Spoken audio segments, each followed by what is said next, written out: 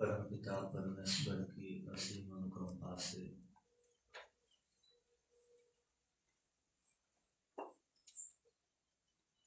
वेद स्वाध्याय, प्रभु चिंतन, जीवन लक्ष्य की प्राप्ति के लिए पुरुषार्थ करने आदि का सौभाग्य यहाँ रहने वालों को प्राप्त होता है।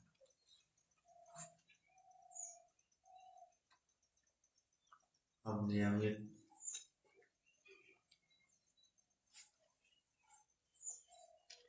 आर्यावर्त विनय ग्रंथ का स्वाध्याय कर रहे हैं, जिसकी रचना महर्षि दयानंद जी ने की है। द्वितीय प्रकाश के अंतर्गत जितने मंत्र हैं, उन मंत्रों में से अब क्रम प्राप्त हम जिस मंत्र का स्वाध्याय कर रहे हैं वह 35वां मंत्र है। मंत्र है भूर्भुवः स्वः सुप्रजाः प्रजाभिः स्याम सुवीरो वीरैः सुपोषः पोषैः नार्य प्रजा में पाहि शंस्य पशुन में पाहि अथर्य पितुम में पाहि।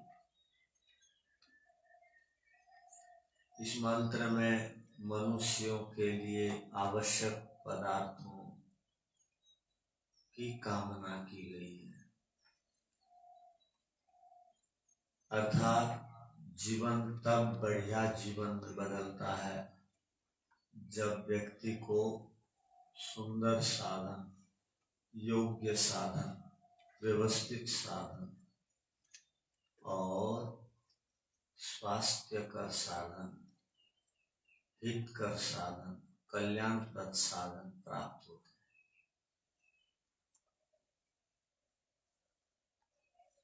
देने वाला एक है, वो ईश्वर है।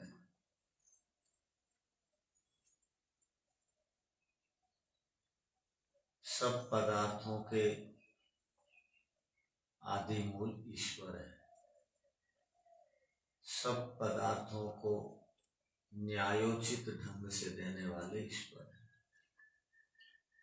कोई पुरुषार्थ करता हो और उसको अभिलषित पदार्थ प्राप्त ना होते हो, यह असंभव बात है। एक व्यक्ति पुरुषार्थ कर रहा है, वो ऐसा मानता है, किंतु सफलता नहीं मिल रही है, तो उसके पीछे कारण है पुरुषार्थ में कमी। कोई अखंड पुरुषार्थ करे और उसको फल न मिले, ऐसा हो नहीं सकता।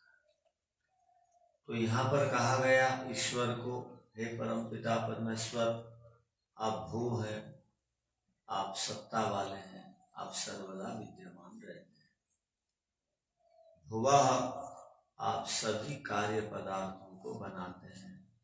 जितने भी सत्ता वाले पदार्थ दिखाई देते हैं, उन सब सत्ता वाले पदार्थों को आप सत्ता वाले ईश्वर बनाते हैं। जो स्वयं सत्ता वाला ना हो, वो दूसरे सत्ता वाले पदार्थों को नहीं बना सकता। जो स्वयं अस्तित्व वाला ना हो, दूसरे अस्तित्व वाले पदार्थों को नहीं बना सकता। जो स्वयं गुणवान ना हो, दूसरों को गुणवान नहीं बना सकता। जो स्वयं विद्वान ना हो, दूसरों को विद्वान नहीं बना सकता। जो स्वयं बलहीन हो, दूसरों को बलवान नहीं बना सकता। तो ईश्वर स्वयं धर्मात्मा है, गुणवान है, सत्ता वाले हैं, वो दूसरे सत्ता वाले पदार्थों को बनाते हैं। उनको देख करके भक्त जब ये सीख लेता कि ईश्वर सत्ता वाले हैं, वो सदा विद्यमान है और अभी विद्यमान पदार्थों को बनाते हैं, तो मैं भी विद्यमान वाला हूं, दूसरे विद्यमान पदार्थों को बिगाड़ूंगा नहीं, बनाऊंगा। तो बनाने की बात यहाँ पर चल रही है। हे परमपिता परमेश्वर, आप सदा विद्यमान रहते हैं, आप वह सभी विद्यमान पदार्थों को, कार्य पदार्थों को बनाते हैं। आप कारण पदार्थ, कारण पदार्थ भी विद्यमान है, रहता है, और कार्य पदार्थ भी उनकी अवधि तक के लिए वो विद्यमान रहते हैं। जिन पदार्थों की जितनी अवधि है, समय सीमा है, उतने काल पर्यंत उन पदार्थों का अस्तित्व रहता है। जड़ पदार्थों की समय अवधि है, युगों की अवधि है, सूर्य की अवधि है, और जो स्वतंत्र प्राणी हैं उनकी निश्चित अवधि नहीं है। वो अपना समय को बढ़ा भी सकता है, घटा भी सकता है।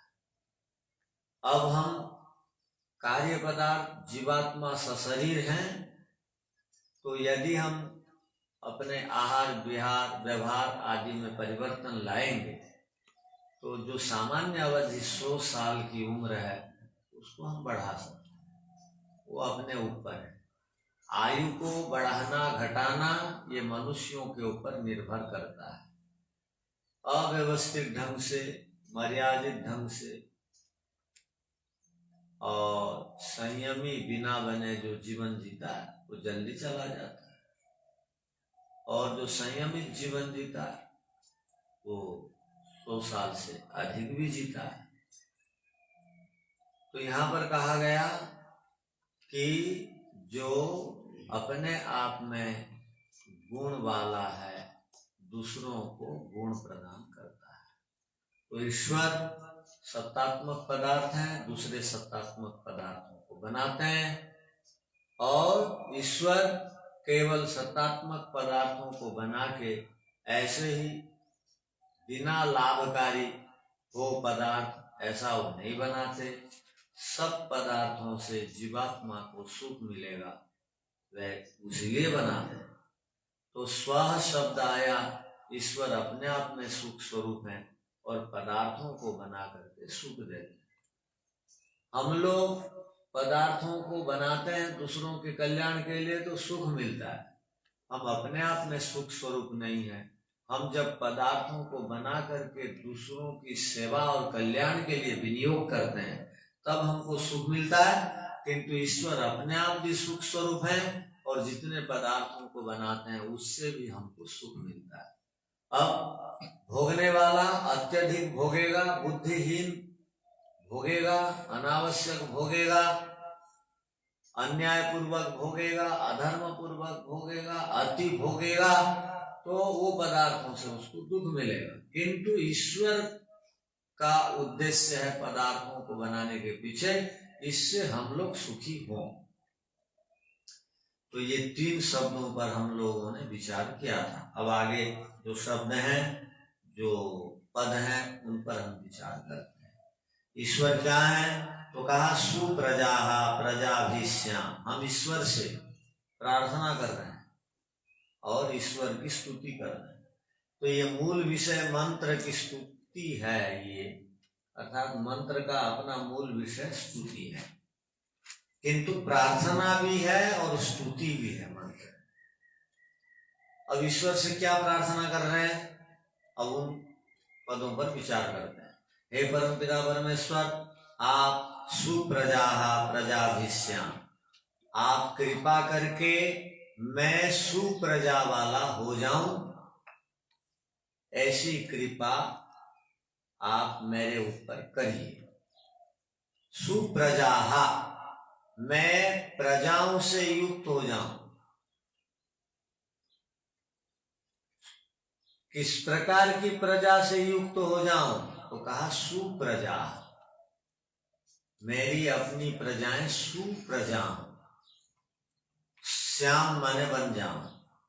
प्रजा भी माने प्रजाओं के द्वारा, सुप्रजाओं के द्वारा प्रजावान बन जाऊं। सामान्य प्रजा तो सब है, सामान्य प्रजा सब है।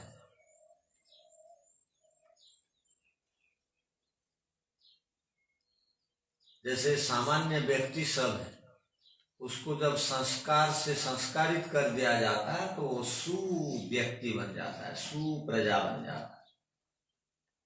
तो ईश्वर से हम प्रार्थना कर रहे हैं, हे ईश्वर आप तो प्रजाओं को देने वाले हैं, ठीक है, प्रजाओं को देने वाले, तो मैं उन प्रजाओं को लेकर के सुप्रजा वाला बन जाऊं। प्रजा कहते हैं बेटा बेटी को, प्रजा कहते हैं शिष्यों को, प्रशिष्यों को, प्रजा कहते हैं मनुष्यों को, और राजा के लिए प्रजा हम लोग सब हैं।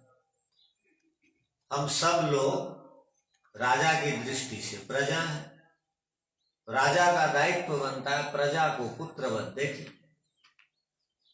और गुरुजियों का दायित्व बनता है प्रजाओं को पुत्रवत देखे, और माता पिता का दायित्व बनता है प्रजाओं को तपस्वी धर्मात्मा बनाए।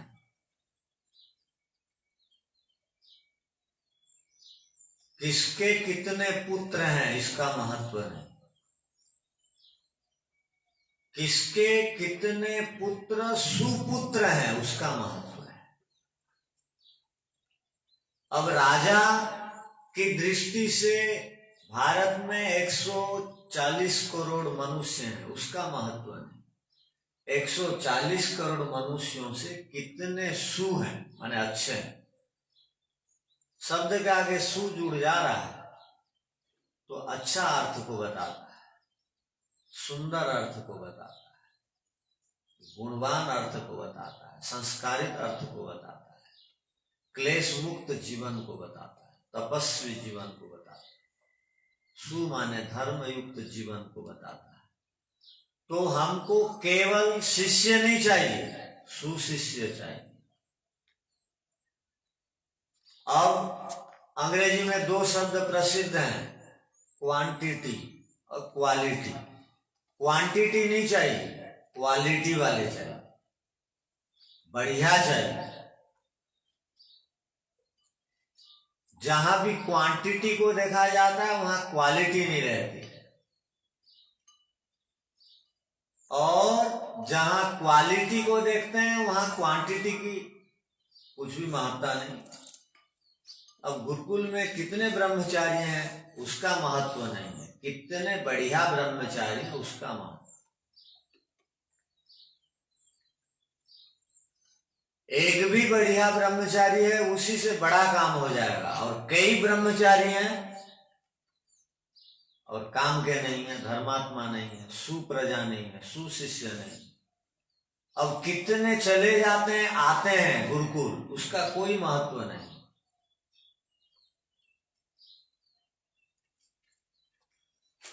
जितने हैं बढ़िया हैं कि नहीं उसका महत्व है। अब प्रतियोगिता में कितने जाते हैं उसका महत्व नहीं, कितने जीतते हैं उसका महत्व। जो जितना अधिक श्रम करेगा, जो जितना अधिक कष्ट सहेगा, वो उतना बढ़िया निखर करके निकलेगा। तो यहां पर क्या कहा गया कि सुप्रजा, प्रजा भी श्याम,